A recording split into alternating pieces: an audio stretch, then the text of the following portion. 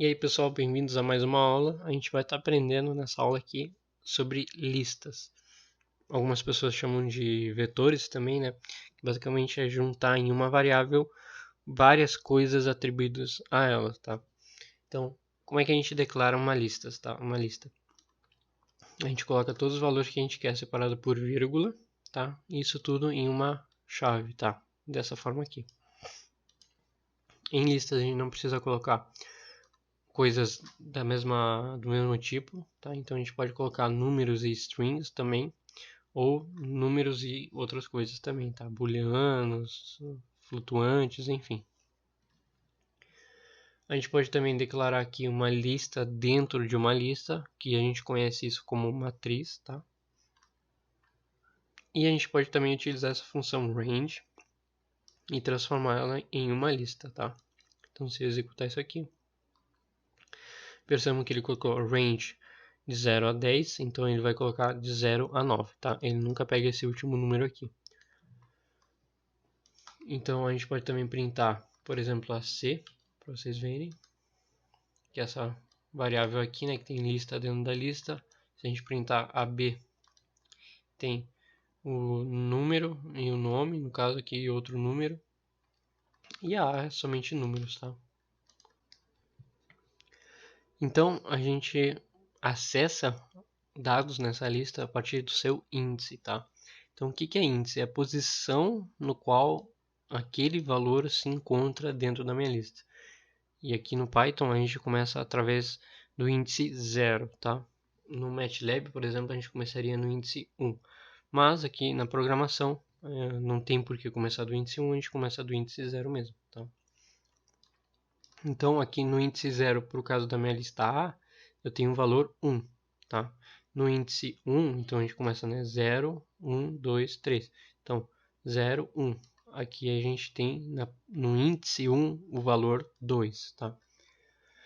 A gente pode também acessar dados nessa lista a partir do último valor indo para trás. Então a gente pode acessar o último valor e percorrer para cá. A gente coloca isso com o valor menos 1, tá?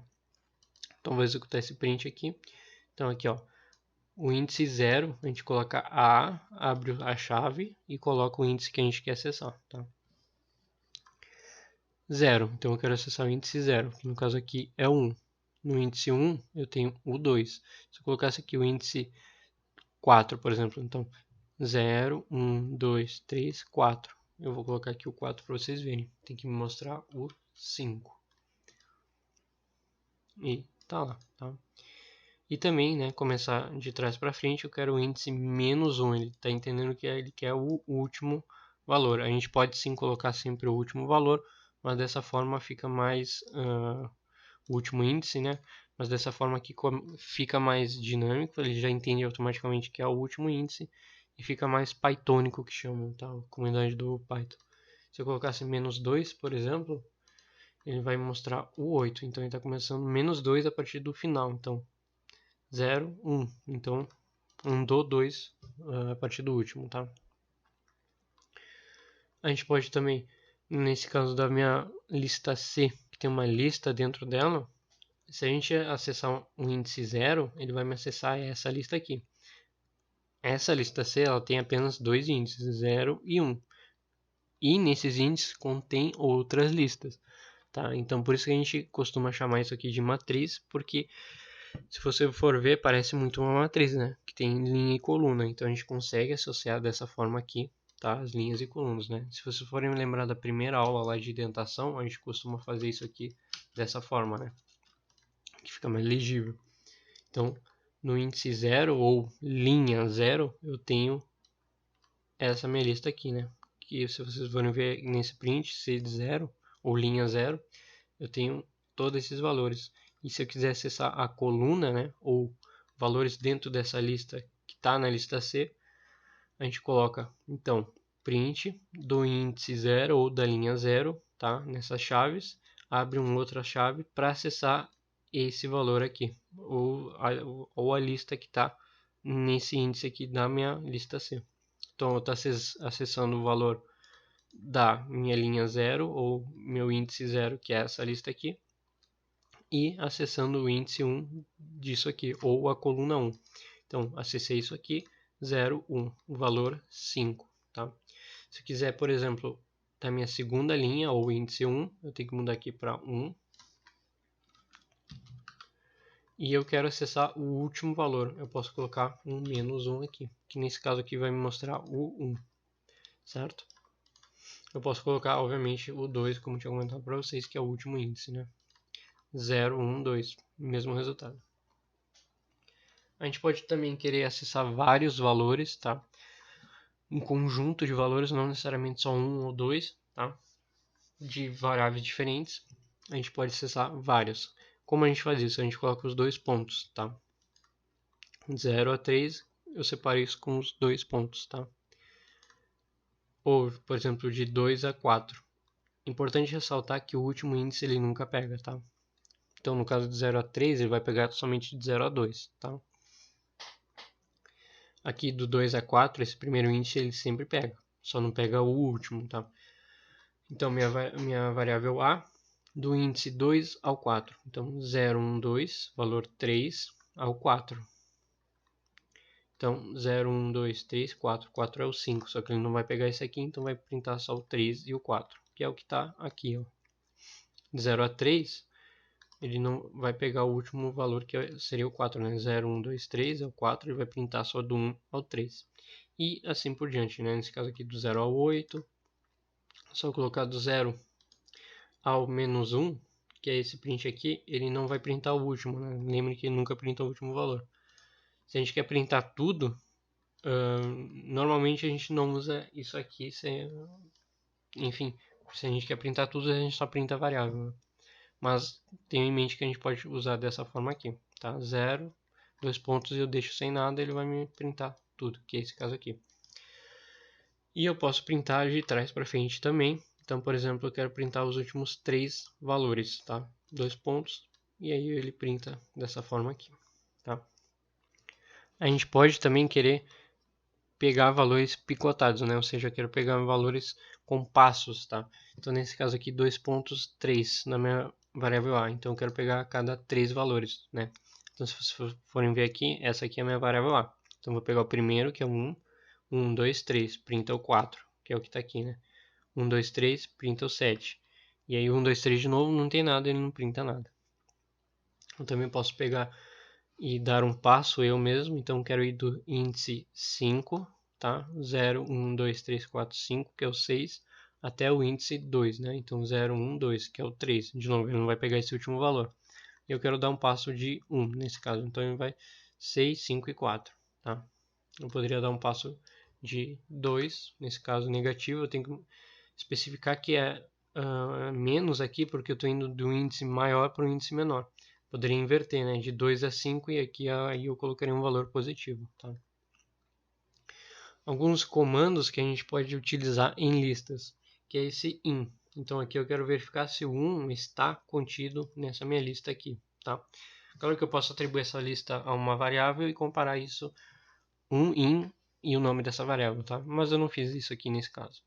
Então, como 1 está contido na minha lista nessa aqui, então ele vai me retornar um verdadeiro. Então, isso aqui é uma operação lógica, tá?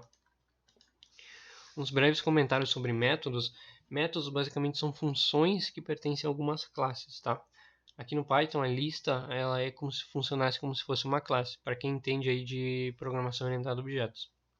Para quem não entende, por enquanto não é mandatório. Vocês têm que entender que a gente pode acessar coisas que são tipo uma função, tá? Que a gente consegue trabalhar nessa lista. Então, aqui o que eu fiz? Eu criei uma lista X contendo 1, 2 e 3. E eu vou usar esse método dessa lista aqui, .extend, para adicionar essa outra lista na minha lista principal. Tá. Então, vou dar aqui um print nessa minha lista. Então, minha lista inicial era 1, 2, 3, eu estendi ela para 4, 3, 1. Então, eu tenho aqui a lista resultante.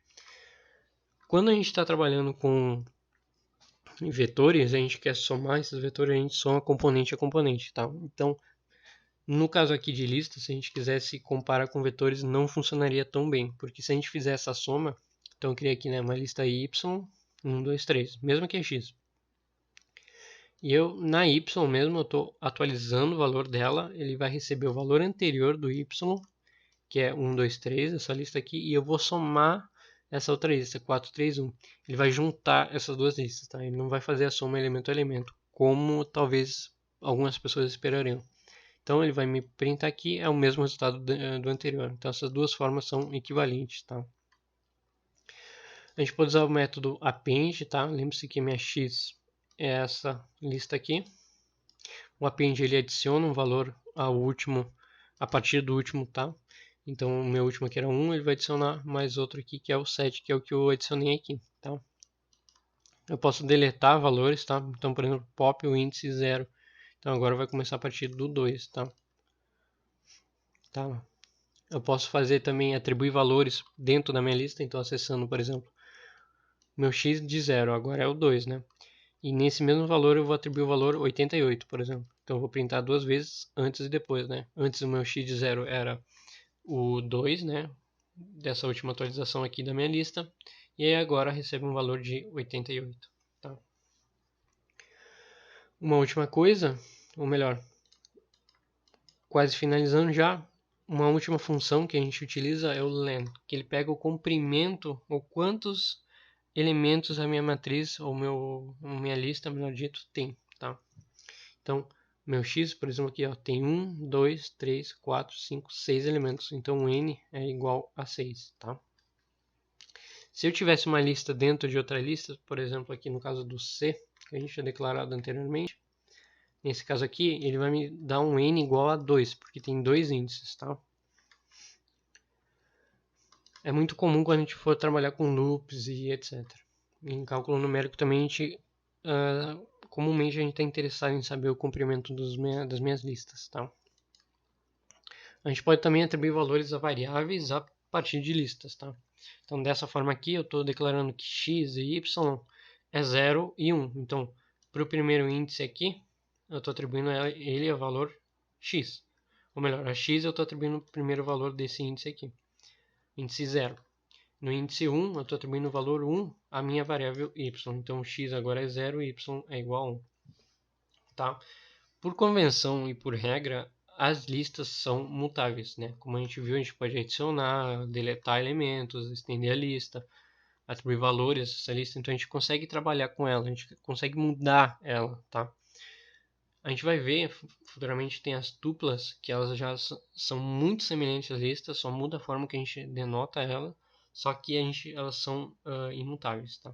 No caso da lista, elas são mutáveis e comumente a gente usa ela para dados homogêneos, né? Como vocês viram ali, consegue colocar números e valores, ou melhor, strings, números flutuantes, booleanos, a gente consegue tudo isso colocar em uma lista só, tá? E claro, quando possível, a gente deve manter uma ordem lógica para esses valores, tá? Então, a gente chega ao final dessa aula. Qualquer dúvida, você pode deixar no comentário que a gente vai estar respondendo o antes possível. Vejo vocês nas próximas.